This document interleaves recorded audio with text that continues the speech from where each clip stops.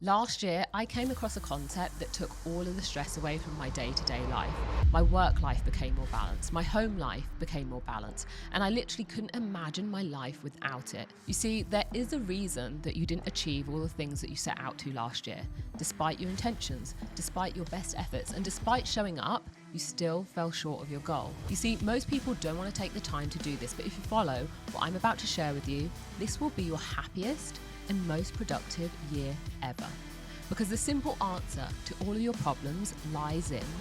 Welcome to Slay, the centre of excellence for women's health, fitness, and life. I'm your host, Louise Hazel, and today we're going to be bursting into the new year with a bang.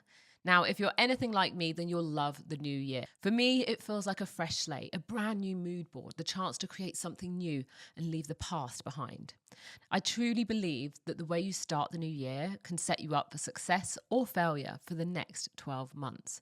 But before you do anything, before you even start checking off your to-do list, I want you to listen to this whole entire episode and do exactly as I ask, because I'm going to be revealing the one tool that I used last year that changed my whole existence.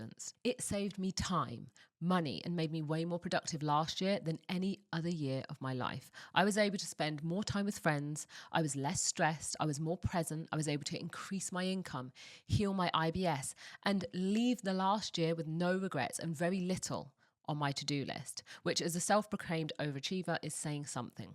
So if you want to increase your productivity, your happiness, your income, or your health this coming year, then this episode is for you.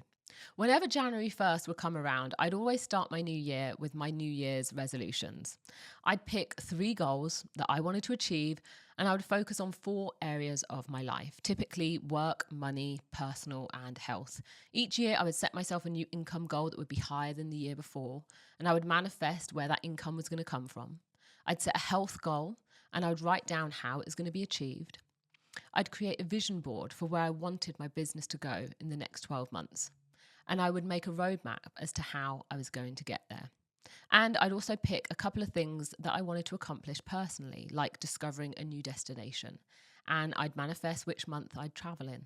And over the past 5 years, I would say I've exceeded my own expectations in some areas and completely hit a brick wall in others. In fact, I've had the same goal for myself in business since 2017. That's 8 years. 8 years of writing down the same goal. 8 years of developing my ideas, 8 years of refining my thoughts. And that's not to say that I haven't made progress, but I can be totally honest with you and say that I thought I'd have finished this product by now. In fact, I'm astonished that I haven't accomplished what I set out to do since 2017, because I've built a gym, a thriving business, I've launched a podcast, I've survived a global pandemic, I got married, I moved home. So why on earth is this particular project taking me so long? Now, the answer is simply overwhelm. I've left myself zero space to take on anything new. I'm already operating at full capacity and I couldn't possibly load anything more onto my plate, or so I thought. Last year, I came across a concept that took all of the stress away from my day-to-day life. My work life became more balanced. My home life became more balanced. And I literally couldn't imagine my life without it. Before implementing these strategies in my life, I thought I didn't have time for one more project. But I was wrong. You see, there is a reason that you didn't achieve all the things that you set out to last year. Despite your intentions, despite your best efforts, and despite showing up, you still fell short of your goal. This was literally me 12 months ago. So trust me when I say you're not a failure. And yes, your overwhelm is real. And I can help you lighten the load in just 60 minutes. You see, most people don't want to take the time to do this. But if you follow what I'm about to share with you, this will be your happiest and most productive year ever. Because the simple answer to all of your problems lies in habit stacking. Now, you've probably heard of this term before, and some of you may already be doing it already.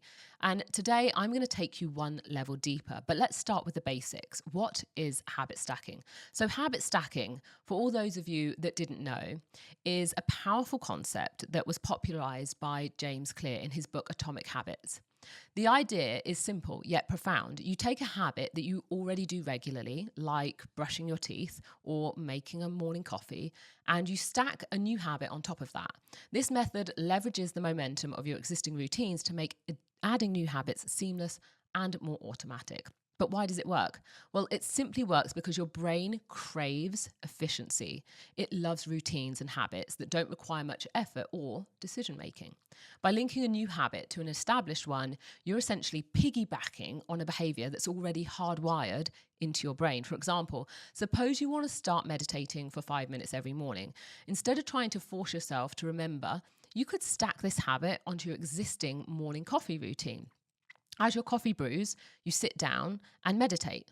And over time, this becomes a natural part of your morning, just like pouring that first cup of coffee. Now, as an overachiever, it's likely that you have grand ambitions for the new year. You want to eat healthier, exercise more, sleep better, and maybe even learn a new skill. But here's the hard truth.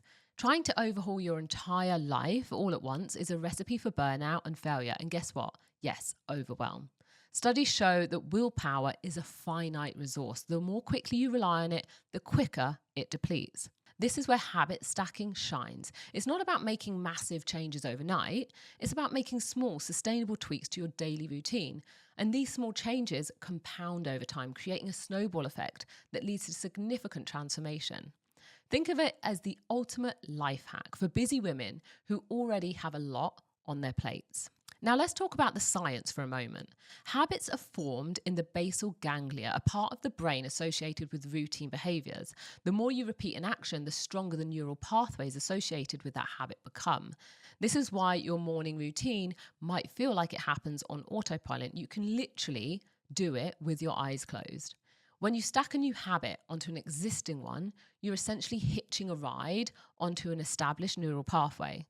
This makes the new habit easier to adopt because you're not creating a brand new pathway from scratch. Instead, you're just building on a foundation that already exists. The beauty of habit stacking is that it compounds over time. Imagine stacking one new habit every single month this year. By the end of the year, you could have 12 new habits that collectively transform your whole entire life. These small changes add up in ways that are often greater than the sum of their parts. For example, drinking a glass of water every morning might seem trivial, but over time it can lead to better hydration, improved energy levels, and healthier skin. Similarly, writing down one thing that you're grateful for each day can shift your whole mindset and enhance your overall well-being. So this is great, lovely, amazing. Habit stacking is awesome. But this doesn't help your existing levels of stress or overwhelm, does it? And it's hardly rocket science. But I'm going to take the principles of habit stacking and together we're going to make them relevant to you and your life so that you can jet propel your productivity and regain control this year. Now, as a smart woman, I knew about habit stacking before and I was already doing it in some areas of my life. But it wasn't until I started habit stacking my personal rhythm that everything clicked into place for me. So what is a personal rhythm? Well, your personal rhythm is an overview of your daily, weekly, monthly, biannual, and annual adult tasks. It's a bird's eye view of your whole entire year. And if you're like me, a person that has no problem imagining the bigger picture, but struggles with the day-to-day small details, then this will be an absolute game changer for you. As I mentioned earlier, today is not a listening podcast. Today is a doing podcast. You're going to need a laptop or a computer for this, unless you're an absolute whiz on your smartphone. I want you to click the link in the description section of this podcast where you're going to find a Google document called Personal Rhythm Template. Open it, create a copy, and let's get to work. In 60 minutes, your year will be transformed. The first task I'm going to set you to is to create your current daily rhythm. Notice I said current daily rhythm, not your dream daily rhythm. You will get to that later. You're going to make a list of all the daily tasks that you do from the moment you wake up to taking a shower, to taking medication, eating lunch, until the moment you go to sleep. I've left my daily rhythm in there as a guide for you, but feel free to adjust it accordingly. Now, you can put me on pause until this is complete.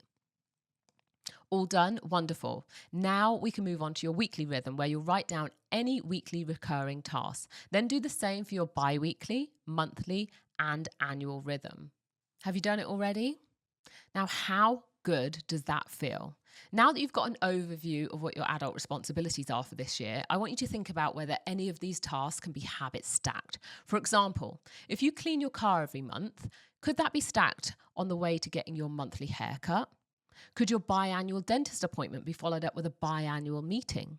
Or could your annual doctor's visit be followed up with paying your car registration fee? You see, most people think about habit stacking as micro tasks, things that they want to achieve on a daily basis. But when you look at how you can stack your meso tasks, your monthly tasks, and your macro tasks, your annual tasks, you'll be much more aware of what you actually need to complete each week.